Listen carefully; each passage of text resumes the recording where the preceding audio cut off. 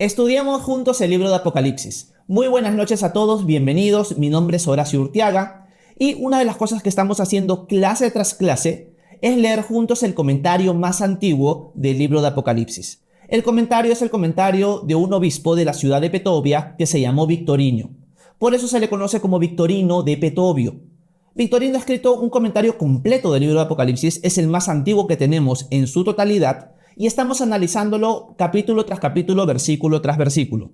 Todavía seguimos en el capítulo 2. Estamos viendo lo que corresponde a las 7 iglesias del Apocalipsis.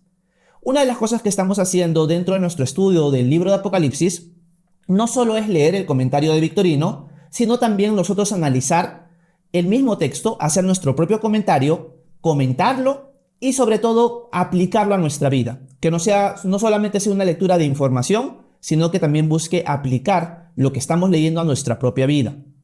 Hoy día vamos a entrar a la última iglesia del capítulo 2. Es la cuarta iglesia de las 7 y es la iglesia de Tiatira.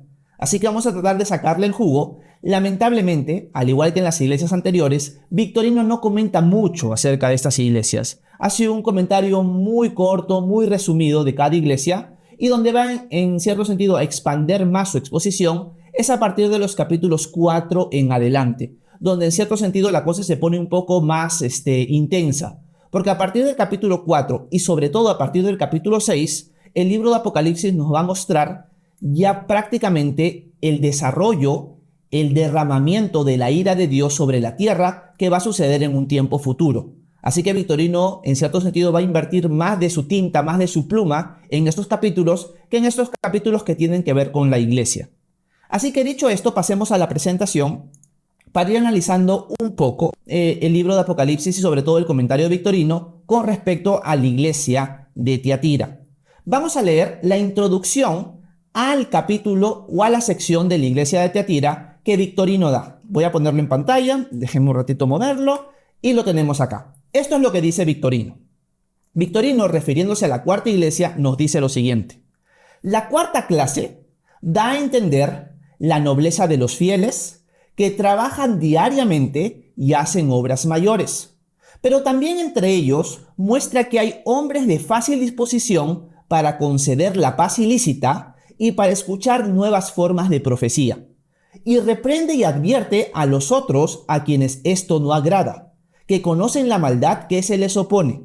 Por tales males se propone traer sobre la cabeza de los fieles tanto penas como peligros. Y por eso dice. Esa es una introducción que Victorino le está dando a la iglesia de Tiatira en general. Una de las cosas que podemos ver rápidamente en su comentario es que muestra que esta es una iglesia que en cierto sentido está firme en las cosas del Señor. Dice que tienen nobleza, que trabajan diariamente y hacen obras mayores. Pero también nos muestra que hay un problema con la iglesia de Tiatira. Y nos adelanta Victorino que esta iglesia permite y hace paz ilícitamente. O sea, en otras palabras, permite el pecado, permite la falsa doctrina y hace paz con ella. Y, en cierto sentido, permite también nuevas formas de profecía. Vamos a hablar un poco de eso mientras vamos avanzando en los versículos. Y por último, que el Señor está reprendiendo a la iglesia en general y que por tales males, por permitir esta cosa, van a venir penas y peligros a esta iglesia, por estar permitiendo todo lo que ellos están viviendo. Ahora vamos a leer el capítulo 2, la parte final, y vamos a leer los comentarios de Victorino. Como les digo, Victorino no expone, no comenta demasiado sobre cada iglesia. Con la iglesia de Tiatira escribe muy poquito. Así que vamos a leer gran cantidad del texto, pero esto nos va a preparar para nuestro propio estudio de esta noche. Así que vayamos al capítulo 2, al versículo 18 hasta el 21, refiriéndose a la carta a la iglesia de Tiatira. Vamos a leerla y vamos a ver qué es lo que podemos rescatar y sobre todo lo que Victorino rescata. Dice lo siguiente Jesús: escribe al ángel de la iglesia en Tiatira, el Hijo de Dios, que tiene ojos como llama de fuego y sus pies son semejantes al bronce bruñido.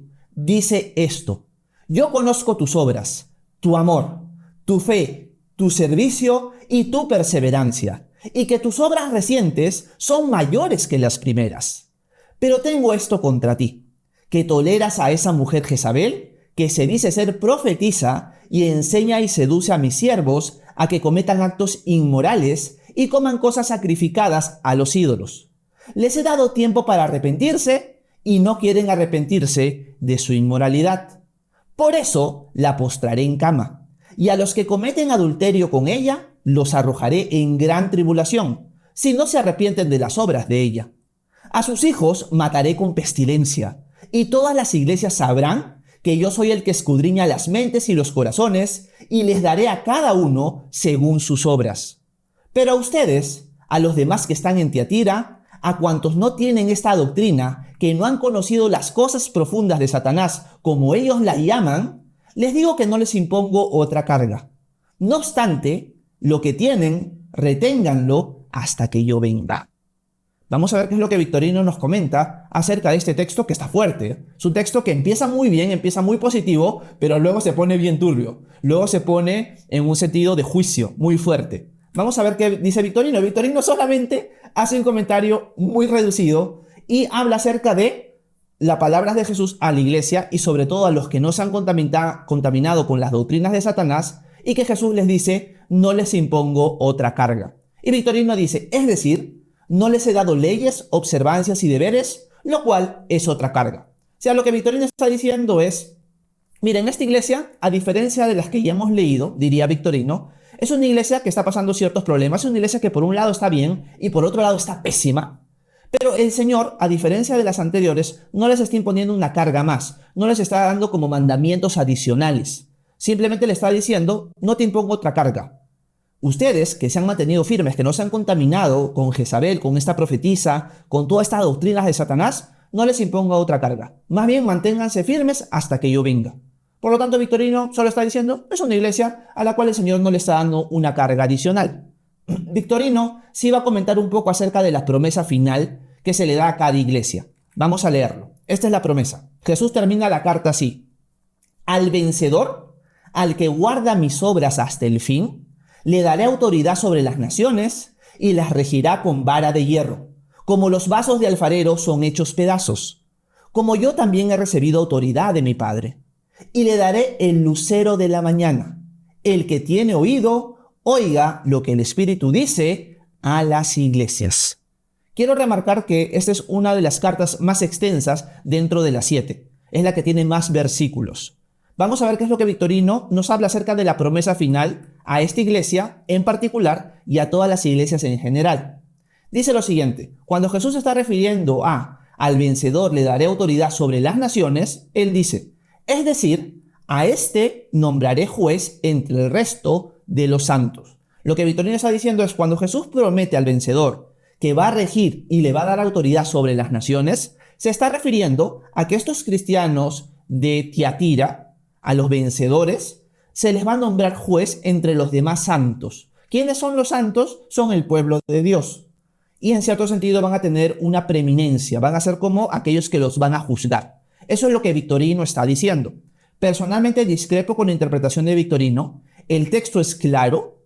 Al vencedor, al discípulo, al cristiano, se le va a dar autoridad sobre las naciones.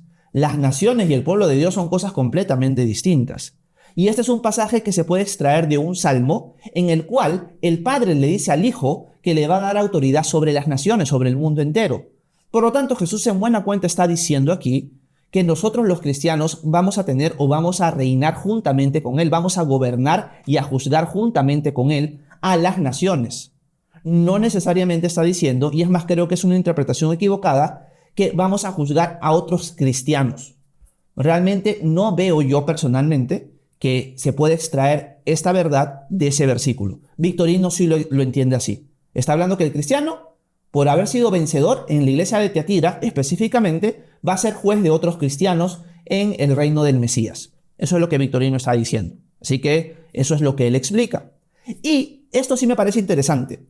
Cuando Victorino explica lo que significa y le daré el lucero de la mañana, dice él, es decir, la primera resurrección.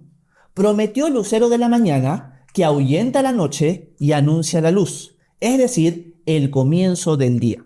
Lo que Victorino está diciendo es, a esta iglesia se le está prometiendo el lucero de la mañana. ¿Qué es el lucero de la mañana? El lucero de la mañana es la primera resurrección. o sea, la resurrección de entre los muertos, cuando resucitaremos para estar con Cristo para siempre.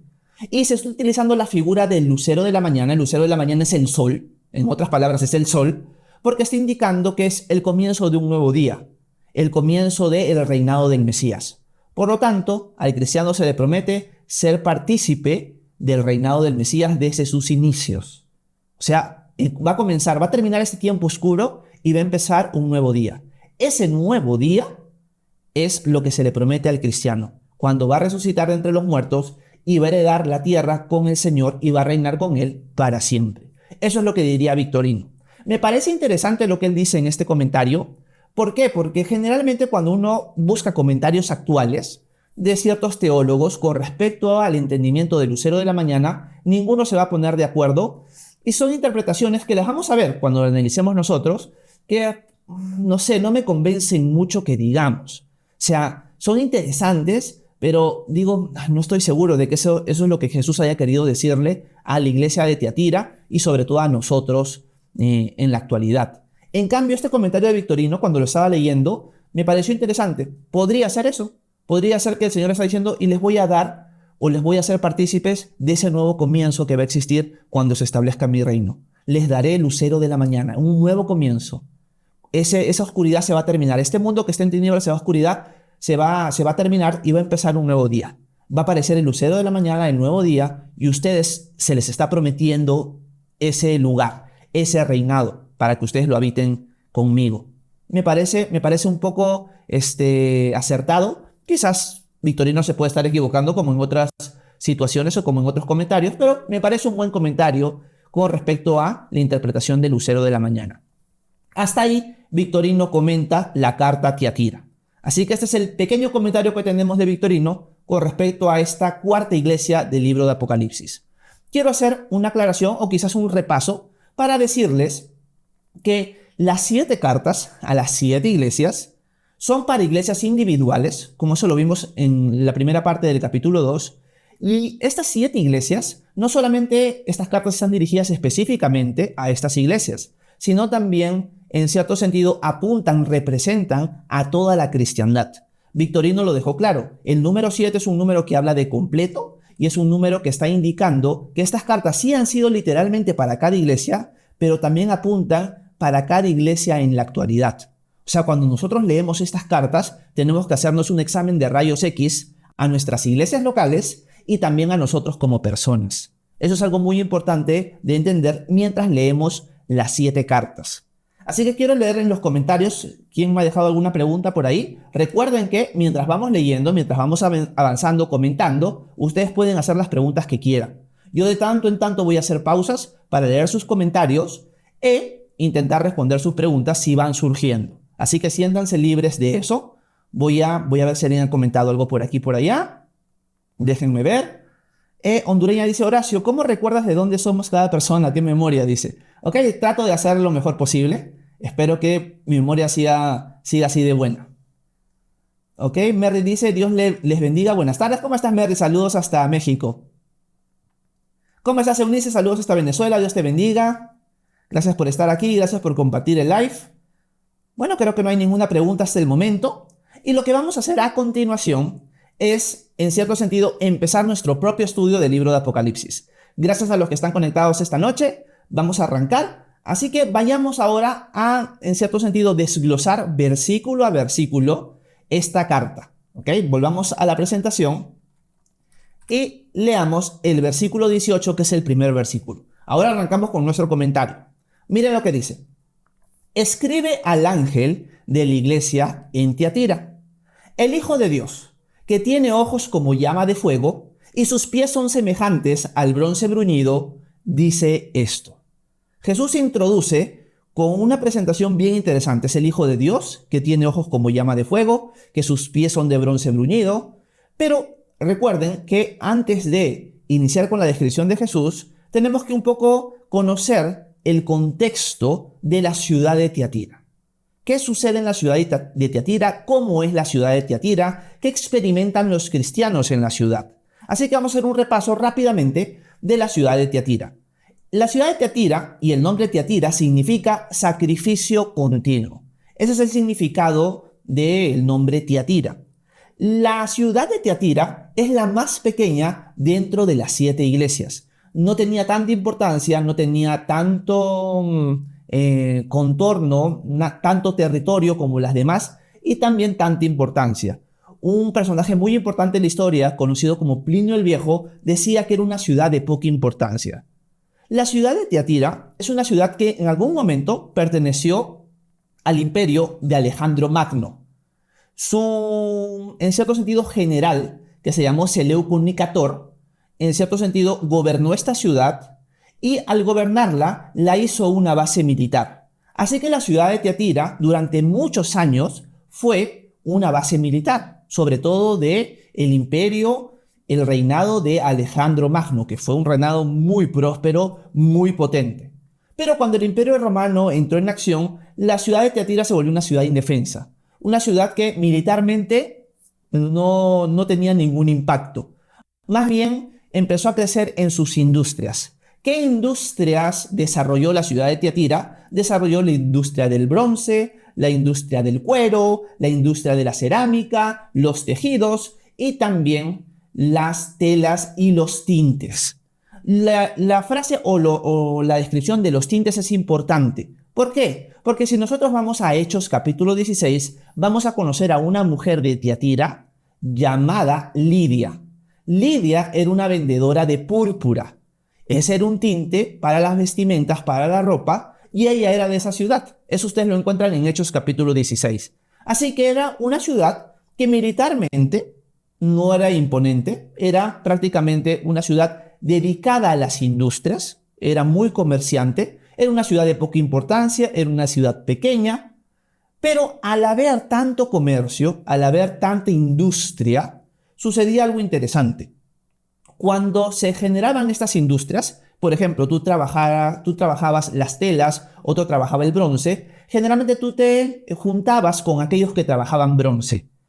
Ese grupo de personas que trabajaban el bronce formaban un gremio.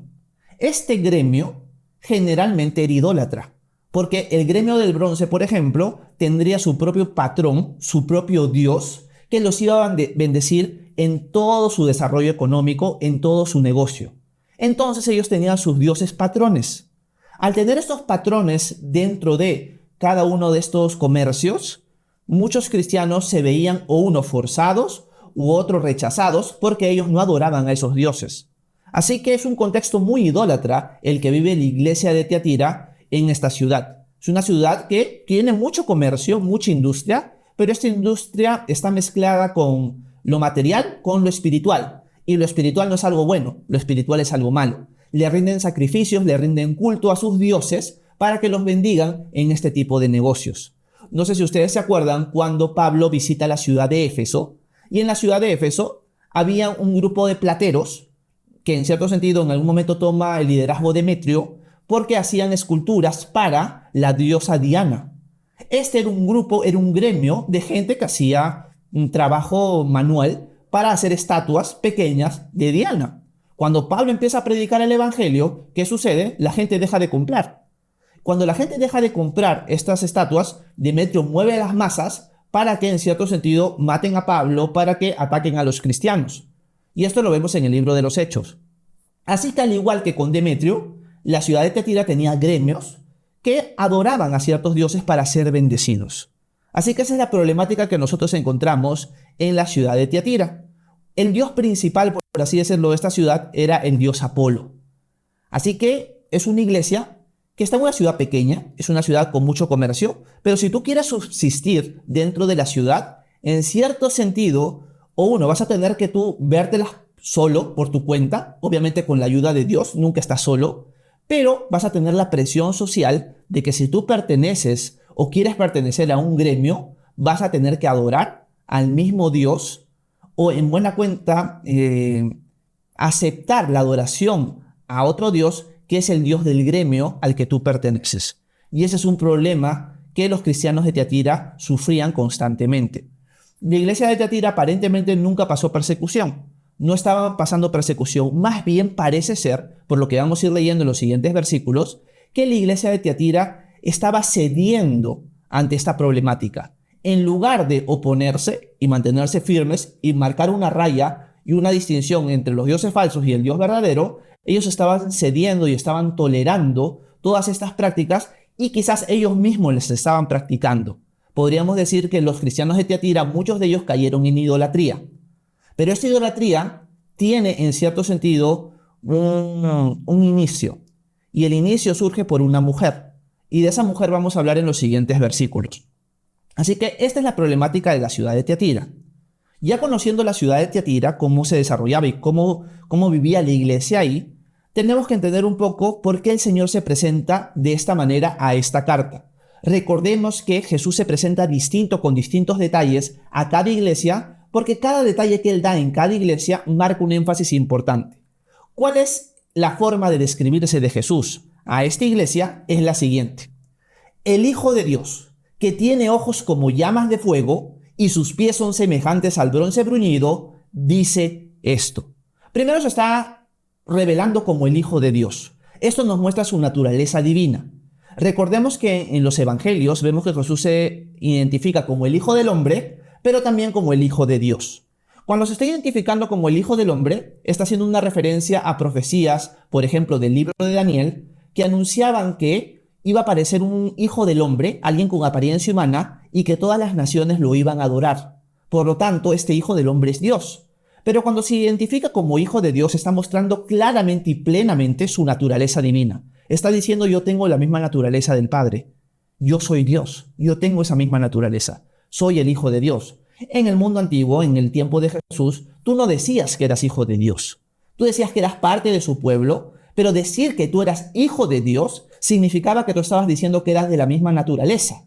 Porque los padres y los hijos tienen la misma naturaleza. Mi hija, por ejemplo, es un ser humano, al igual que yo soy un ser humano. El Hijo de Dios, por lo tanto, tendría que ser un ser divino, al igual que su padre. Así que muchas veces, sobre todo en el Evangelio según San Juan, vamos a ver a Jesús siendo atacado porque Él dice claramente que Él es el Hijo de Dios y con eso se hace igual a Dios. Eso es lo primero. Lo segundo es que Jesús está diciendo que Él tiene ojos como llamas de fuego. Ahora pónganse a pensar ustedes, ¿qué pensarían si ven a Jesús delante de ustedes y sus ojos son como llamas de fuego? De sus ojos brota fuego. ¿Qué les viene a la mente? Lo primero que me viene a la mente a mí es, en cierto sentido, que nada se le puede esconder de su mirada. Él me está viendo y su mirada de fuego penetra hasta lo último y hasta lo más profundo de mi ser. En otras palabras, Él ve absolutamente todo. Yo no le puedo esconder nada. Y eso es lo que el Señor quiere marcar acá. Y sus pies de bronce bruñido nos está mostrando que Él viene a juzgar. Y le está mostrando eso a la iglesia de Tiatira. Ojo. ¿Por qué? Porque la iglesia de Tiatira piensa que se está saliendo con la suya, piensa que Dios no lo ve y piensa que no van a haber consecuencias por su pecado. Por lo tanto, Jesús se está identificando de esta manera. Yo soy Dios, yo lo veo todo y yo voy a juzgar el pecado de esta iglesia. Eso es lo que el Señor le está diciendo a la iglesia de Tiatira. Una cosa que podríamos aplicar para nosotros esta noche es lo siguiente. No le puedes esconder nada a Dios. Si tú estás pensando de que el Señor no se da cuenta de las cosas que estás haciendo a escondidas, tienes que entender que así no funciona. Dios conoce hasta lo último de tu ser. Dios conoce hasta lo más profundo de tu ser. Por lo tanto, sé sincero, sé sincera con Él. No piensas que Él no ve ciertas cosas. Él lo ve absolutamente todo. Él te conoce de una manera que ni tú mismo te conoces así. Así que sé sincero con el Señor. Él te conoce tal cual eres. No le puedes esconder nada. Y al entender esto, vas a tener un acercamiento más sincero al Señor, entendiendo aún que Él te ama, aún conociéndote como eres. Porque nosotros, si nos analizamos y nosotros que nos conocemos, sabemos que si la gente nos conociera tal cual somos, no nos querría mucho, ¿ok? Porque somos pecadores. Y el Señor conoce hasta lo último de nuestro ser, conoce nuestros malos pensamientos, conoce las intenciones en nuestro corazón cuando van en contra de su voluntad. Él conoce todo eso. Pero aún así nos ama. Y eso es algo importante de recordar. Pero también, si tú piensas que el Señor no te está viendo, si tú piensas que te está saliendo con la tuya, con tu pecado, el Señor te corrige con solamente su presentación. Te está diciendo: yo lo estoy viendo todo. A mí no me lo puedes esconder, se lo podrás esconder a tu hermano del costado, a tu familia, a tus vecinos, a tus amigos, se lo podrás esconder a todo el mundo, pero a mí no me lo puedes esconder. Y si tú piensas que te vas a salir con la tuya, con tu pecado, recuerda que yo tengo pies como bronce bruñido. Y el bronce en la Biblia, sobre todo en el Antiguo Testamento, es un símbolo de juicio. Así que el Señor está diciendo, yo vengo a juzgar. Así que no creas que te vas a salir con la tuya. Yo te amo tal cual eres y yo te quiero purificar, yo te quiero corregir. Pero si piensas que yo no me estoy dando cuenta de tu pecado y que te vas a salir con la tuya, ten mucho cuidado. Porque yo al que amo, disciplino y azoto a todo el que recibo por hijo. Lo dice claro el autor de Hebreos en el capítulo 12. Así que tengamos presente eso al leer simplemente la presentación que Jesús le está dando a la iglesia de Tiatira en estos momentos. Dicho esto, pasemos ahora a la parte positiva de la iglesia. Y hemos visto la presentación, Jesús está advirtiendo. Pero ahora Jesús va a hablarle a la iglesia directamente. Esto solamente ha sido su introducción. Pero vamos a ver qué es lo que Jesús le dice a la iglesia de Tiatira para comenzar, ¿ok?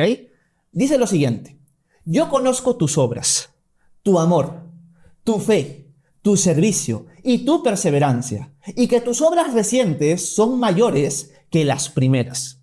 O sea, si solo nos quedáramos con este versículo, luego de la presentación, diríamos, ¿saben qué? Hay que ponernos de pie y aplaudirle a esta iglesia. Excelente, hermanos en la fe de Tiatira.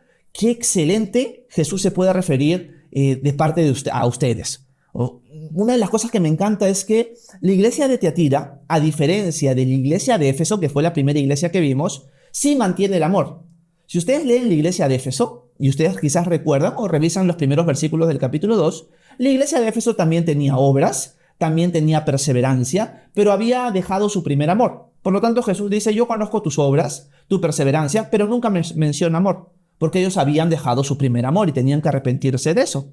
La iglesia de Tiatira tiene todo, tiene hasta el amor, perseverancia, obras, amor, fe, servicio, y aún más dice que sus obras recientes son mayores que las primeras.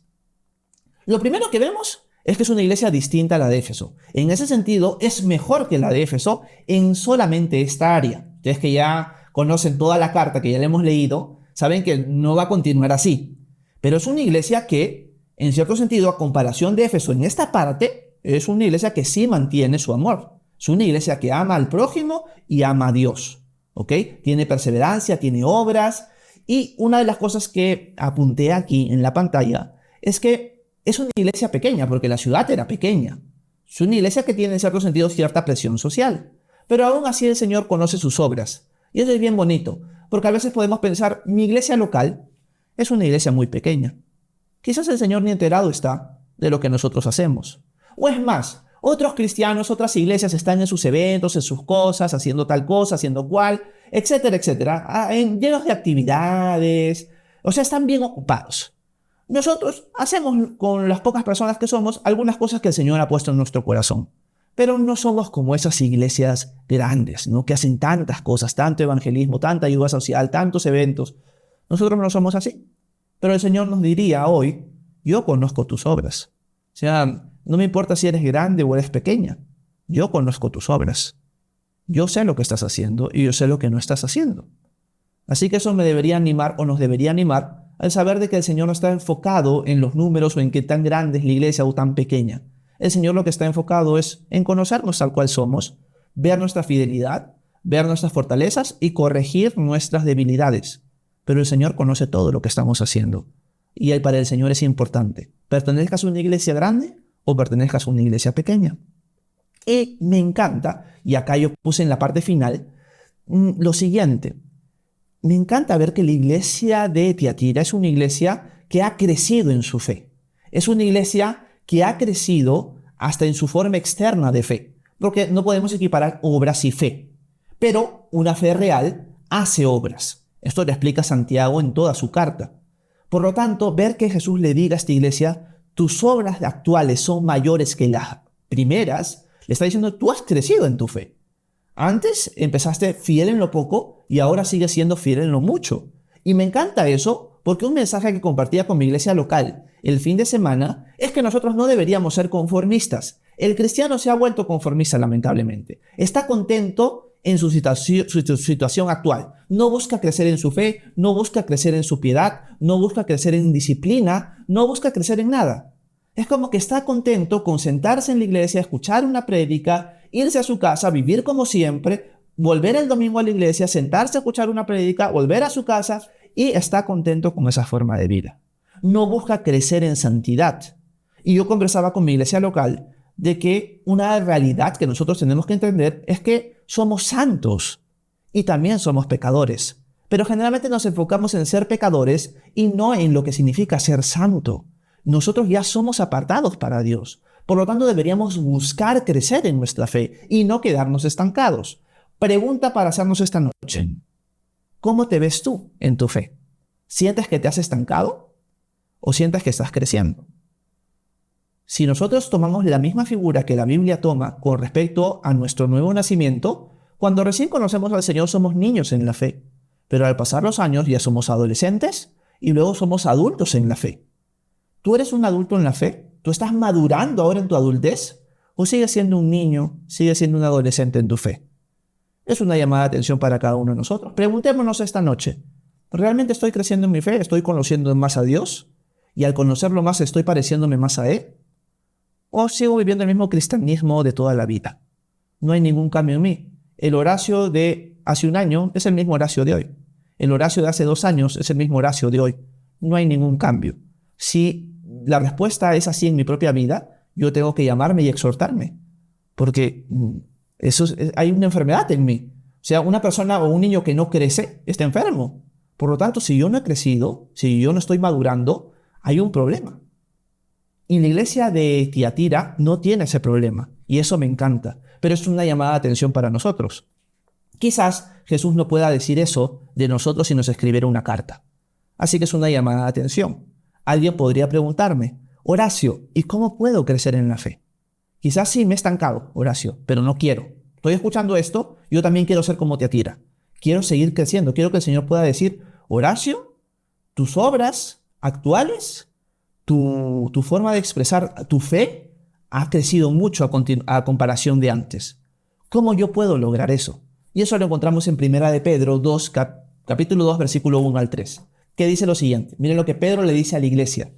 Por tanto, desechando toda malicia y todo engaño e hipocresías y envidias y toda difamación, deseen como niños recién nacidos la leche pura de la palabra, para que por ella crezcan para salvación, si es que han probado la bondad del Señor.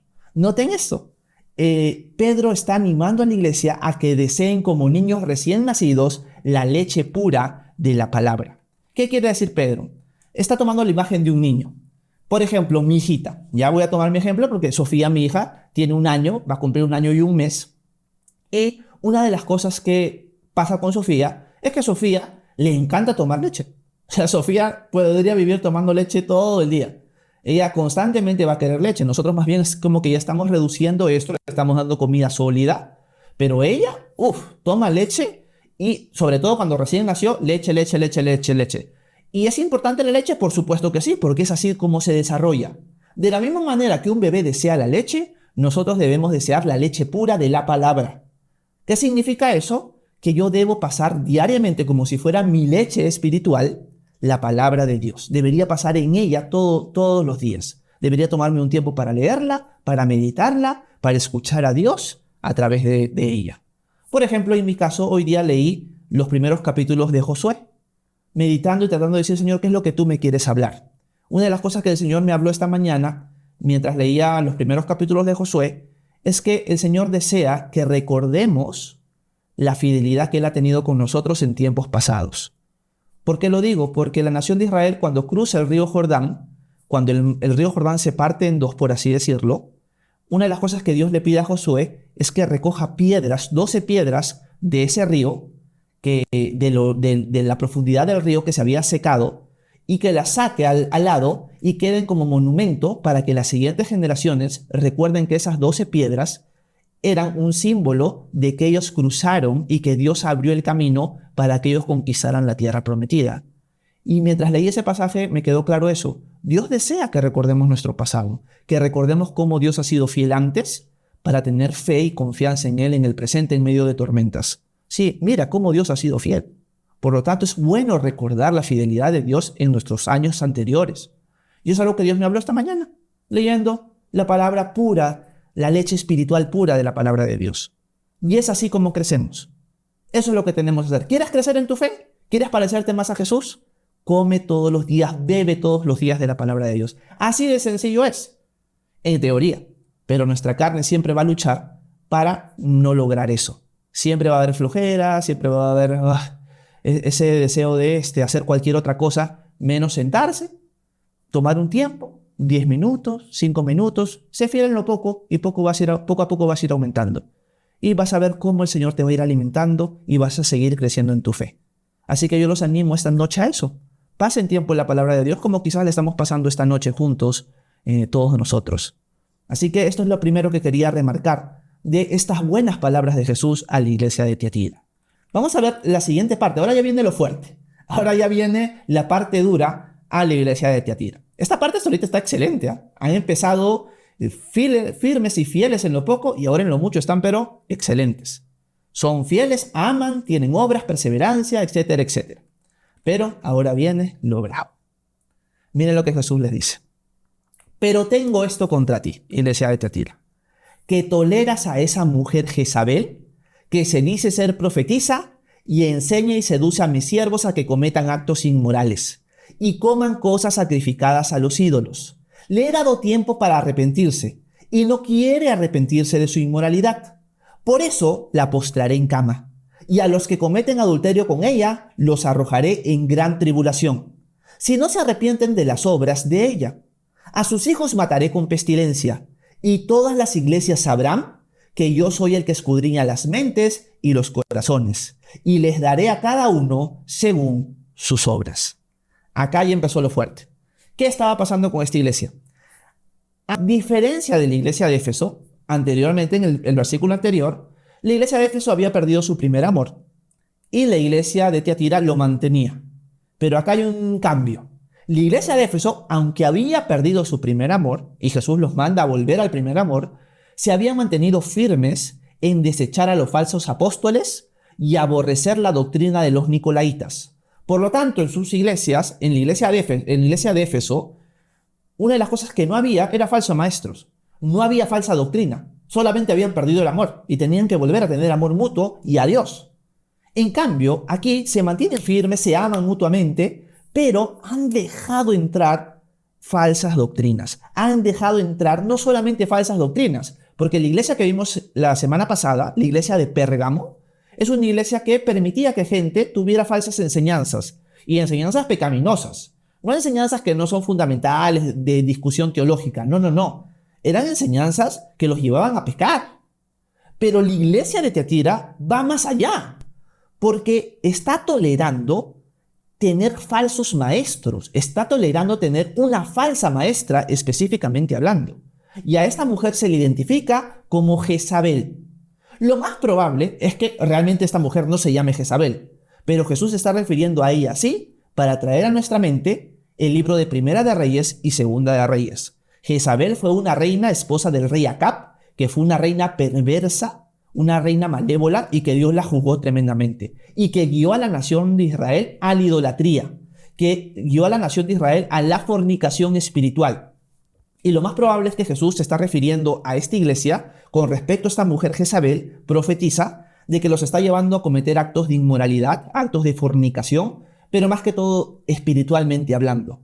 En otras palabras, lo más probable es que esta mujer estaba guiando a la iglesia a adorar a estos dioses patrones de los gremios de la ciudad de Tiatira. Y estaba dando palabra profética de que estaba bien hacerlo. Y el Señor le está llamando al arrepentimiento, pero ella no ha querido arrepentirse. Por lo tanto, se viene juicio sobre las personas que han caído bajo su engaño y sobre la mujer misma y sobre sus hijos, literalmente hablando. Y el Señor dice, ok, voy a hacer esto con aquellos que se han dejado guiar por esta mujer, sabiendo que está mal, por aquellos que son su familia y a ella misma. Y las voy a hacer postrar en cama y todas las iglesias van a saber que yo escudriño la mente y el corazón de todos. O sea, si esto ustedes pensaban en Iglesia de Tiatira, que estaba pasando por lo bajo, que yo no me daba cuenta, no, no, no. Sí, nosotros estamos muy bien, somos una iglesia que ama, que tiene fe, perseverancia, obras, pero bueno, sí, tenemos una persona que está enseñando cosas que en cierto sentido está practicando la idolatría, está practicando comer cosas sacrificadas a ídolos, pero en lo otro estamos bien. Y el Señor dice, un ratito, yo veo todo lo que está pasando, a mí no me lo puedes engañar. Y esto es una abominación.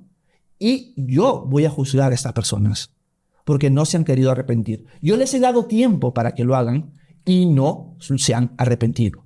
Por lo tanto, yo voy a postrarlas en cama. En buena cuenta van a morir por juicio mío, para que todo el mundo sepa que yo veo la mente y el corazón de cada uno de ellos y que, en cierto sentido, le daré a cada uno según sus obras, dice el Señor. Cosas que podríamos remarcar aquí. Bueno, lo primero que les dije es que es una iglesia distinta a Éfeso. Éfeso sí se mantenía pura en su doctrina, aunque había perdido el primer amor. Esta, en la doctrina, está dejando un hueco, pero bien abierto, para que se meta esta mujer y dé falsas profecías. ¿Ok? Una de las cosas que ya les dije también es la distinción entre Pérgamo, que permitía personas que tenían enseñanzas pecaminosas, pero acá es una persona que está enseñando a la congregación eso. Hay una diferencia grande. La iglesia de Pérgamo permitía y decía, tienes a personas que practican estas cosas, pero la iglesia de Pérgamo podía tener el control. En cambio, Tiatira no, está dejando a alguien en el liderazgo de la iglesia de Tiatira dar todas esas falsas profecías. Y ese es un problema que está guiando a muchos a pecar y a caer en idolatría. Y una de las cosas que me puse a pensar, hablando acerca del don de profecía, es que existen iglesias, la iglesia personalmente en la que yo congrego, no hemos experimentado todavía el don de profecía, como la Biblia lo enseña, pero hay iglesias donde sí hay el don de profecía.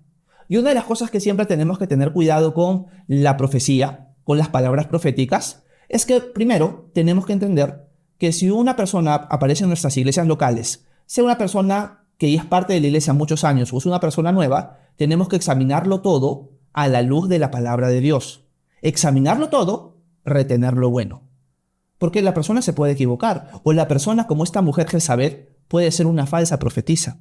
Y esta mujer estaba dando profecías dentro de la congregación. Y esto, a la luz de la Escritura, no está mal. Una mujer podía dar profecías. Una mujer podía ejercer el don de profetisa en la iglesia local. Por ejemplo, en el libro de los Hechos, vemos que Felipe, uno de los 7 diáconos, tiene 3 hijas que son profetisas o 4 hijas que son profetisas. Por lo tanto, era normal que hubieran mujeres que profetizaran dentro de la congregación. Eso no hay ningún problema. Pablo lo reafirma en 1 Corintios 14.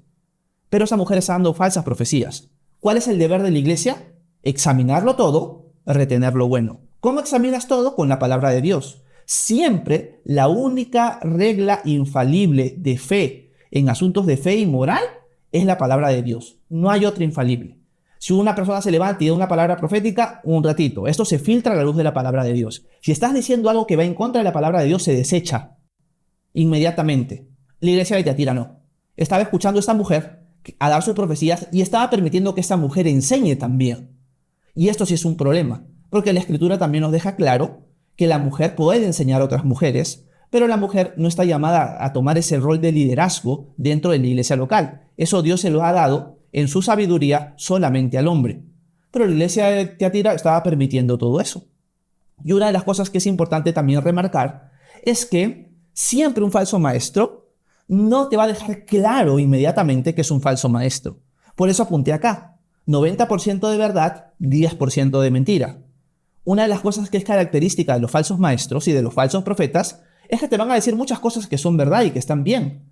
Pero dentro de ese 90% o dentro de ese 100% de enseñanza, te van a meter un 10% de mentira. Y es ahí donde está el problema. Quizás esta mujer Jezabel enseñaba muchas cosas que eran ciertas, pero en una pequeña minoría estaba metiendo todo este veneno. Y esto está haciendo, en cierto sentido, desviar a la iglesia rotundamente. Y la iglesia está que lo permite. La iglesia sabe que esto está mal y lo tolera. Y ese es el problema. Por eso el Señor los está llamando a darse cuenta, a arrepentirse y a decir, mira, voy a juzgar a esta mujer, voy a juzgar a esta gente que se está guiando por ella, voy a juzgar a su familia. ¿Por qué? porque yo quiero que sepan todos que no se puede esconder nada de mí, que yo escudriño la mente y los corazones. Por lo tanto, una aplicación para nosotros, para ya irnos casi hacia el final de la carta, es que si piensas que te estás saliendo con la tuya, con tu pecado, dentro de tu iglesia, dentro de tu propia vida, y interpretas que el hecho de que no te pase nada aún significa que Dios lo está permitiendo, te está llevando o te estás engañando a ti mismo. La paciencia de Dios no la interpretes como permiso. En el caso de esta mujer Jezabel, ella tenía que arrepentirse y no se arrepintió. Y Dios le había dado tiempo, o sea que hay un gran lapso de tiempo que esta mujer ha estado dando falsas profecías y guiando a la gente a una inmoralidad espiritual, permitiendo que coman cosas sacrificadas a ídolos, o sea, diciendo, ¿sabes qué? Esto lo comemos como adoración al ídolo y también adorando a otros ídolos, a los ídolos del gremio. Capaz estaba dando una palabra profética. Bueno, el Señor dice de que no hay problema de que ustedes, los que trabajan con el bronce, sirvan al patrón de los fabricantes de bronce. Así que ustedes también, sí, ustedes sirvan al Dios verdadero, pero también presenten sus ofrendas, sus sacrificios a este patrón de su gremio. Quizás eso es lo que estaba pasando. ¿Y qué estaban haciendo los cristianos? Ah, bueno. Y estaban, en cierto sentido, sirviendo a dioses. Y eso es imposible. Entonces, eso es lo que está pasando en la iglesia de Tiatira. Y eso puede estar pasando en nuestras vidas. Vemos la paciencia de Dios y la interpretamos como permiso. Por lo tanto, si Dios está guiando el arrepentimiento hoy en algo que tú sabes personalmente, no esperes más. No interpretes la paciencia de Dios como permiso. Da un giro de 180 grados de una vez y arrepiéntete. No esperes más, porque Dios tiene ojos como llama de fuego, conoce hasta lo último de ti y tiene pies como bronce bruñido. Por lo tanto, va a juzgar tu pecado y tu pecado va a traer consecuencias. Si no es ahora, es más adelante. Así que no dejes de pensar de que vas a ser juzgado, porque lo vas a hacer. Dios disciplina a sus hijos y va a llegar la disciplina en tu caso. Por lo tanto, vuelvo a reafirmar eso.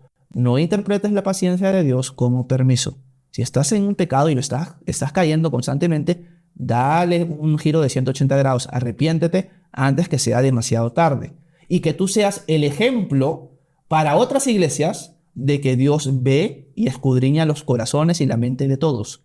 Que tú no seas el ejemplo para otras iglesias, por favor. Aprovecha y arrepiéntete de una vez. Eso es lo que el Señor quiere que la iglesia de Tiatira entienda y que logre. Y si no, lamentablemente se le escriben todos los juicios que hemos visto en estos versículos.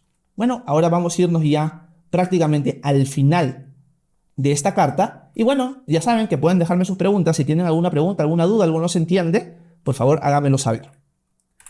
Sigamos. Versículo 24 y 25.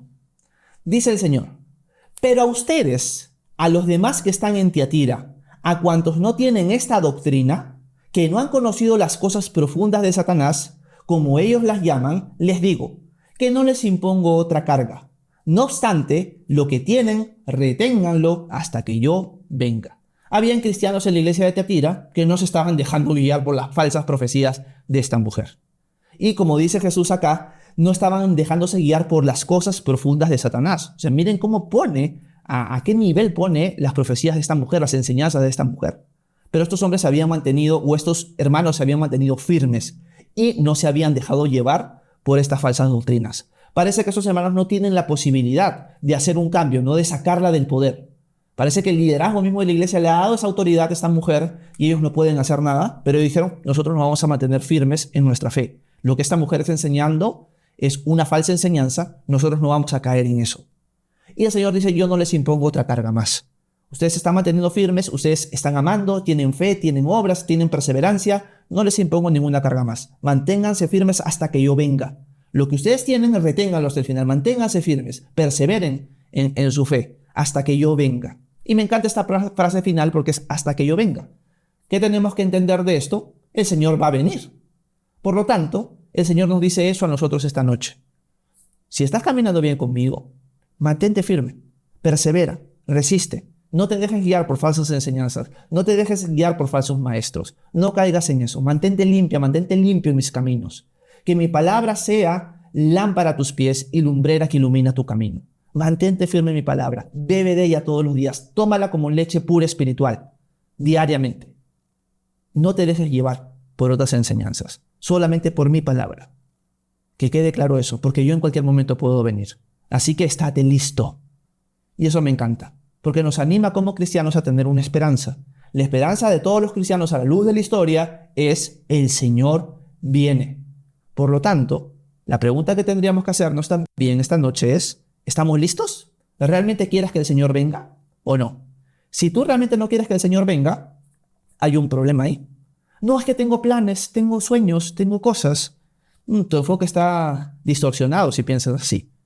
El cristiano, a la luz de la historia, siempre ha deseado: ven, Señor Jesús. Y eso es lo que proclamamos cada vez que participamos de la Cena del Señor. Al final, cuando Pablo le está contando a la iglesia de Corintios, en 1 Corintios 11, le dice: por lo tanto, cada vez que coman y beban la copa del Señor, proclaman su muerte hasta que Él venga. Ven, Señor Jesús, Maranata. Por lo tanto, ese es el deseo de todo cristiano. Y tiene que ser tu deseo. Y si no tienes ese deseo, quizás es porque no te estás alimentando bien de la palabra de Dios. Porque no lo observas a Él diariamente. Estás enfocada en tantas cosas en el mundo, pero no están tus ojos puestos en Cristo. Por lo tanto, seamos como niños recién nacidos, bebiendo la leche pura de la palabra de Dios, para que tengamos esa esperanza. Yo quiero que el Señor venga. Mi anhelo es ese. Mi esposa y mi hija, bueno, mi hija no lo sabe, ¿no? Pero mi esposa sí. Yo quiero estar en la eternidad con el Señor. Yo ya quiero ver a mi hija grande estando con Cristo. Ese es mi deseo. Que sea también el deseo de ustedes. Pero mantengámonos firmes hasta que suceda. Yo quisiera que fuera hoy, pero el Señor tiene sus tiempos. Así que ayudémonos mutuamente, animémonos mutuamente para mantenernos firmes hasta que el Señor venga. Y esa es la idea que el Señor está marcándole aquí a la iglesia de Tiatira. Bueno, terminemos con la promesa, ¿ok? Porque ya creo que vamos bastante tiempo. Ya vamos a llegar prácticamente a la hora. Así que acabemos con la promesa de esta carta y vamos a ver qué juguito le podemos sacar a estos versículos. Toda carta a las iglesias termina con una promesa para los vencedores. ¿Quiénes son los vencedores? Todo cristiano genuino. Todo cristiano genuino es un vencedor. No por sus propias obras, sino porque Jesús ha vencido por nosotros. Y Jesús les dice a la iglesia de Tiatira y a nosotros esta noche lo siguiente: al vencedor, al que guarda mis obras hasta el fin, le daré autoridad sobre las naciones y las regirá con vara de hierro, como los vasos del alfarero son hechos pedazos, como yo también he recibido autoridad de mi Padre. Y le daré el lucero de la mañana. El que tiene oído, oiga lo que el Espíritu dice a las iglesias. Promesa para el Señor, o promesa de parte del Señor para ti y para mí. Cuando Él vuelva, vamos a reinar con Él. Y nos va a dar autoridad sobre las naciones. Vamos a reinar sobre las naciones. Una de las cosas que es una enseñanza acerca del milenio, del reinado del Mesías por 1000 años, es que nosotros vamos a heredar, dependiendo de nuestra fidelidad, cierto gobierno con Él. Vamos a regir ciertas ciudades. Y este versículo nos muestra eso, que vamos a regir con vara de hierro, al igual que las naciones. Pero, por ejemplo, una parábola que está en Lucas capítulo 19, que es la parábola de las 10 minas, nos da a entender que como recompensa por nuestra fidelidad aquí, el Señor nos va a dar a algunos más gobierno que otros. Y les cito lo que dice Lucas 19, 16 al 19, es parte de la parábola, los animo a leer toda la parábola, y miren lo que sucede. Es una parábola muy similar a la parábola de los talentos en Mateo 25. Y miren lo que dice en la parábola. Se presentó el primero, o sea, a su jefe, diciendo: Señor, su moneda se ha multiplicado 10 veces. Y él le dijo, o sea, el Señor: bien hecho, buen siervo. Puesto que has sido fiel en lo muy poco, ten autoridad sobre 10 ciudades. Algunos interpretan de que acá Jesús está dando una sombra de lo que va a venir en su reinado. Aquellos que hemos sido fieles, vamos a heredar ciertas ciudades para reinar, y otros menos, unos más, otros menos, con respecto a su reinado, y vamos a gobernar con él. Jesús lo reafirma, una promesa para los vencedores en la iglesia de Tiatira, y también lo habló en la parábola de las minas. En la última parte, en lo que está subrayado en verde, por ejemplo, a otro que no fue tan fiel, le dijo: y tú vas a estar sobre 5 ciudades. Por lo tanto, una de las cosas que vamos a ver en el futuro, cuando Jesús venga, es que nos va a dar autoridad para reinar sobre ciertas regiones. ¿No? Eso es algo bien interesante de estudiar. No hay muchos detalles en la Escritura acerca de eso, pero podemos rescatar la parábola de las 10 minas y también la promesa de Jesús a la iglesia de Tiatira para llegar a esa conclusión. Vamos a gobernar junto con Él. Y eso es algo importante que el Señor está prometiendo. Así que es una promesa para ti, para mí. Mantengámonos fiel para que en cierto sentido tengamos más responsabilidad. Eso es importante de remarcar. Y lo otro es acerca del lucero de la mañana. Como ustedes saben, cuando leímos el comentario de Victorino, en los primeros minutos de esta enseñanza, vimos que Victorino interpreta el lucero de la mañana como una promesa de la primera resurrección. O sea, en buena cuenta, se nos promete el sol porque se nos promete un nuevo día. Se nos promete que vamos a entrar a ese nuevo día que es el reinado de Jesús. Pero hay algunas personas que, a la luz de Apocalipsis 22:16, piensan que la promesa es Jesús mismo. O sea, cristianos, yo me voy a entregar completamente a ustedes. Yo voy a ser para ustedes. Eso es lo que muchos dicen. ¿Por qué? Porque miren lo que Jesús dice al final de todo Apocalipsis. Dice, yo Jesús he enviado a mi ángel a fin de darles a ustedes testimonio de estas cosas para las iglesias. Yo soy la raíz y la descendencia de David, el lucero resplandeciente de la mañana. Por lo tanto, algunos dicen que el lucero de la mañana que se promete a todas las iglesias, a los vencedores, es Jesús mismo. Personalmente, prefiero la interpretación, o me inclino más a la interpretación de Victorino de Petovio que a los que dicen que es Jesús mismo. No me cuadra. No sé ustedes, ya me dejarán en los comentarios saberlo. No pienso que sea la interpretación correcta. Cuando Jesús está prometiéndonos a nosotros que se nos dará el lucero de la mañana, no creo que esté diciendo yo me voy a dar a ustedes. Me parece raro que Jesús lo diga utilizando esa figura. Pero hay unos que basado en estos versículos o en este versículo en específico dicen que sí es así. ¿Okay? Y hay otros que interpretan que el hecho de que Jesús dice que nos dará el lucero de la mañana está diciendo que nosotros vamos a ser revestidos de brillantez. O sea, en buena cuenta vamos a brillar como el sol en la eternidad y que es una promesa para nosotros. ¿En qué lo basan? En dos pasajes. Daniel 12:3, donde se habla de prácticamente el reinado del Mesías y se nos dice que los entendidos brillarán como el resplandor del firmamento y los que guiaron a muchos a la justicia como las estrellas por toda la eternidad. Si este versículo parece indicar que nosotros en el milenio, nosotros en el reinado de Jesús, vamos a tener una apariencia luminosa. No vamos a ser como personas mortales. La gente se va a dar cuenta físicamente de que somos personas inmortales, que tenemos cuerpos glorificados y que vamos a brillar. Algunos llegan a esa conclusión viendo Daniel 12:3. Y también Mateo 13:43, que es la parábola del trigo y la cizaña, donde Jesús dice, entonces los justos resplandecerán como el sol. En el reino de su Padre, el que tiene oídos, que oiga. Nuevamente acá pareciera ser de que nosotros los justos, cuando le demos el reino, vamos a resplandecer como el sol.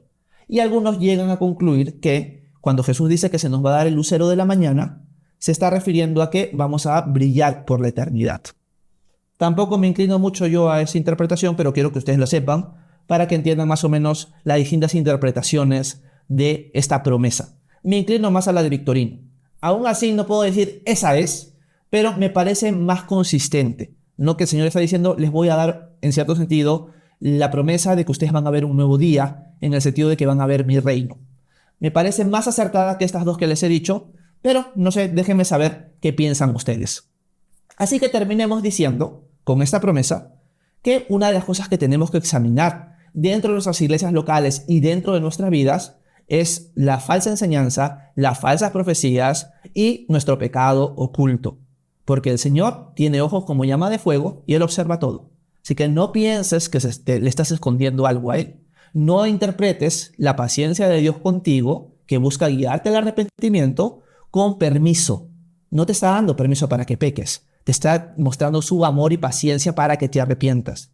Y aliméntate diariamente de la palabra de Dios, para que tengas la esperanza de que Él venga y para que rechaces y no te dejes seducir por las falsas profecías de ciertos falsos maestros que te pueden dar 90% de verdad, pero 10% de mentira.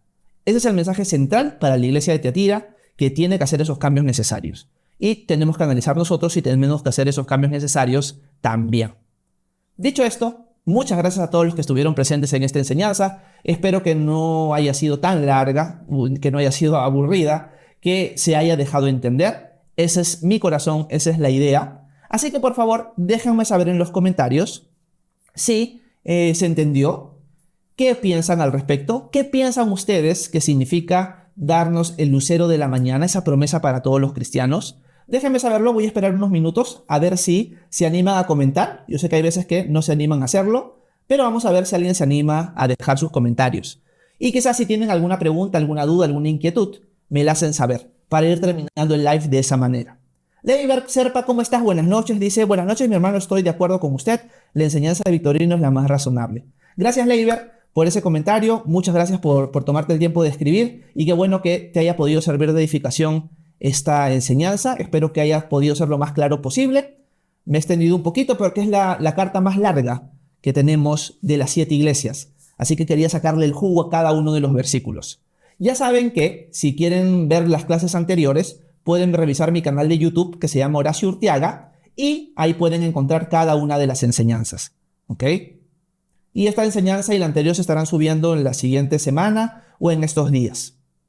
Bueno, déjame saber si alguien se anima más a comentar algo, alguna duda, alguna pregunta, alguna inquietud, algo que no se haya quedado claro. ¿Qué piensan ustedes con respecto a la promesa de Lucero de la mañana? A ver si alguien se anima y si no terminamos el live así. Voy a esperar un minuto a ver si alguien se anima a dejar algo. Y gracias a todos los que han estado presentes. Macy Marga dice que llegaste tarde. Ok, Macy, no hay problema. Pero te animo, si tienes tiempo y si te interesa estudiar todo el libro de Apocalipsis y leer los comentarios de Victorino, que te des una vuelta por mi canal de YouTube. ¿Ok?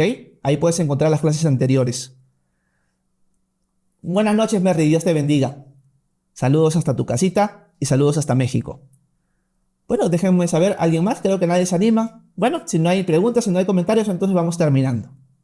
Bueno, dicho esto, muchas gracias a todos los que estuvieron presentes esta noche. Nos vemos el día de mañana para seguir estudiando el libro de Génesis a las 9 en TikTok. Y bueno, ya nos estaremos viendo para seguir estudiando Apocalipsis el domingo en la tarde. A las 6 de la tarde hora Perú estamos estudiando Apocalipsis. Ya vamos a ver la quinta iglesia, que es la iglesia de Sardis, que es una iglesia que yo la conozco o que yo la denomino la iglesia de los muertos vivientes o la iglesia zombie. Y ya van ustedes a ver por qué me refiero así a esa iglesia. Bueno, hasta mañana. Que descansen. Gracias, Mary, por ese comentario. Y bueno, nos vemos mañana. Que Dios los bendiga. Bye, bye.